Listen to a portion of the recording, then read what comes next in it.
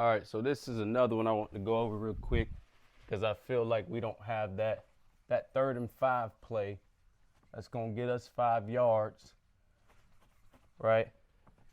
That's going to put us in a position to continue to move the chains. When things ain't going our way and we're in a 3rd and 5 situation, for one, we can run freeze and see if that works. But when we don't have freeze, right, we got to go ahead and draw up something that's, I feel like, that's gonna get us 5 yards, and I'll show you what that is. So what we got is Trey right, and I also want to do this. I'll show you guys why in a second. But we're gonna say Trey right.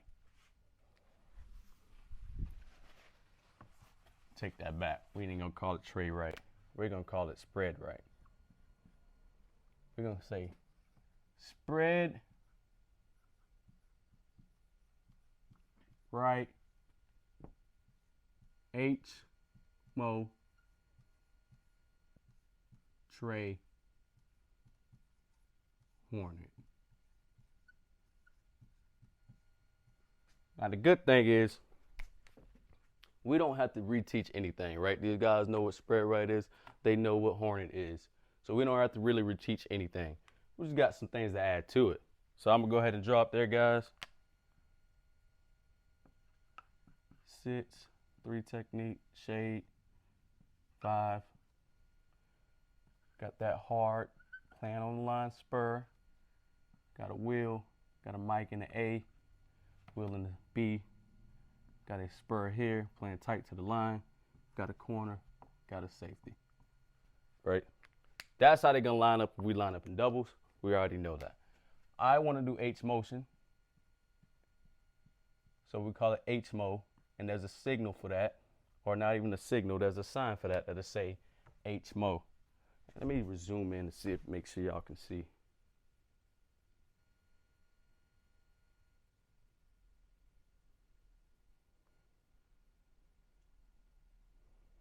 So we got H mo, right?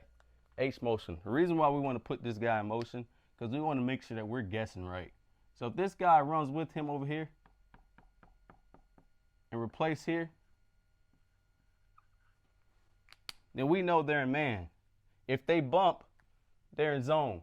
So that's the thing about the beauty about motion is it tells you what the team is playing. If this guy was to stay and sit right there while these guys bump over and try to guard this guy, they're in zone. More likely they're in zone, unless they're running some complicated college system or NFL system where they're going to bump over and still play man, which you probably don't want your mic lined up on an H. So they're probably going to roll this guy over with him. Anyways, so what I want to run is out of this Hornet. This guy got a Hornet, 68. This guy got a Hornet. Really want him to release inside if he can. So let's draw this that way. Inside. That guy has a Hornet. Erase that. And this guy has a corner.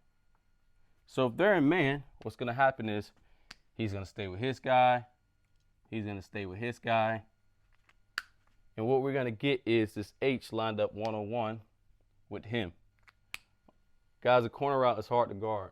It's really hard to guard. So what we get is this guy coming here. And that gives Austin 2 options. If they're in man, he can throw this hard to guard corner route, or he can throw this flare out to the A. The reason why I like him throwing this flare out to the A, because if they're in man, and this guy has a hitch, and this guy has a corner, he's responsible for the back. So if they're guarding their 2 mans, he has to work through this route and this route just to guard this Y.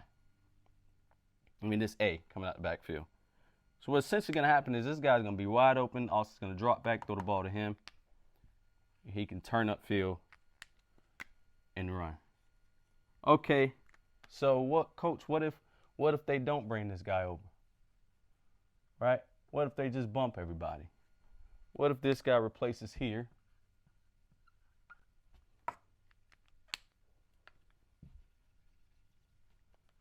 And these guys end up just bumping over, playing the zone. So these guys are going to bump.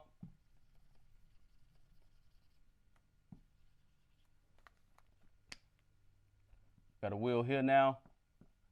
Got a mic here. Or they'll be flip-flop. Either way, they're in some kind of zone. So what happens is this guy is gone now.